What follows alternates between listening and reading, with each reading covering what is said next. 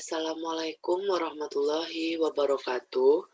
Perkenalkan, saya Aldana Sintawati dari jurusan Ekonomi Islam, Fakultas Ilmu Agama Islam, Universitas Islam Indonesia. Dalam kesempatan kali ini, saya akan membahas mengenai artikel non-penelitian yang telah saya buat. Namun sebelumnya, saya ingin berterima kasih terlebih dahulu kepada Ibu Siti Latifah Mubashirah, SPD MPD, yang telah membimbing saya dalam pembuatan artikel non-penelitian ini. Artikel penelitian yang saya buat berjudul Keuntungan dan Skala Bisnis di Perkebunan Kelapa Sawit. Konsep pembahasan, apa bisnis kelapa sawit? Yang kedua, praktik jasa di perkebunan. Praktik yang mempengaruhi keuntungan yang didapat. Apa sih kelapa sawit itu? Kelapa sawit merupakan salah satu komoditas perkebunan yang potensial untuk memiliki potensi besar pada pasar domestik maupun internasional untuk meraih keuntungan maksimal agar menghasilkan produksi yang melimpah.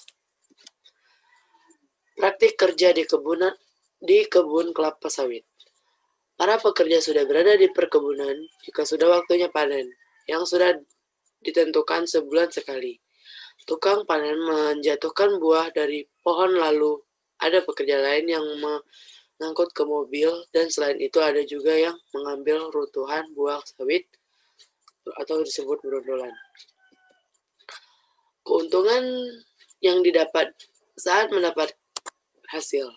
Pertanian yang rasional tidak hanya berpotensi pada produksi yang tinggi, akan tetapi menitik beratkan pada keuntungan maksimal, keterbatasan kelapa sawit, dan harga yang tidak menentu.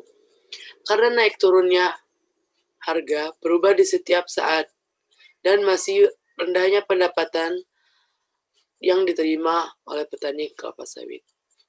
Tingkat pendapatan berkaitan dengan keuntungan maksimal, upaya pencapaian keuntungan maksimal, sehingga petani harus lebih merawat kebun kelapa sawit agar hasilnya memuaskan dan mendapatkan hasil yang melimpah. Faktor yang sering terjadi di perkebunan. Faktor-faktor yang mempengaruhi keuntungan usaha dan kondisi skala balik tanaman kelapa sawit di Desa Muara Murung. Dan perawatan dalam perkebunan kelapa sawit membutuhkan banyak biaya. Dari segi pemupukan dan penggunaan pupuk NPK dan pupuk urea, jumlah pohon produktif sangat berpengaruh signifikan pada keuntungan, dan begitu sebaliknya, biaya angkut tidak berpengaruh kelaba kembali ke skala seperti kondisi biasanya. Dan apalagi lagi masa pandemi seperti ini, harga kelapa sawit sangat tidak menentu dan petani banyak mengalami kesulitan jika harga sedang murah. Faktor lainnya, alasan para pihak tidak mampu memastikan jumlah kelebihan timbangan disebabkan terbatasnya sarana penimbangan, karena daya tampung alat timbangan tersebut hanya mampu menimbang berat suatu benda dengan jumlah berat maksimal 110 kg. Proses pengolahan dari perkebunan dibawa ke pabrik dan di tempat penimbangan hasil TPH dapat diketahui melalui hasil penimbangan kelapa sawit di pabrik yang kemudian disesuaikan dengan hasil penimbangan kelapa sawit di kebun. Yang kedua, besaran upah pekerja timbang selanjutnya disebut dengan muajir.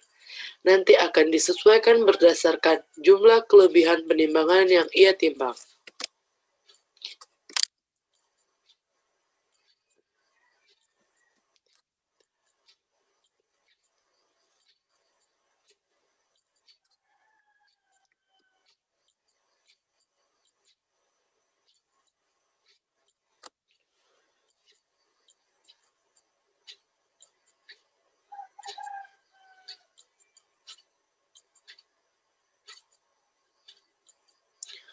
Kesimpulan bahwa secara sistematik Masukan yang mengalami keuntungan usaha perkebunan kelapa sawit, yaitu biaya pupuk, biaya herbisida, dan jumlah pohon yang produktif.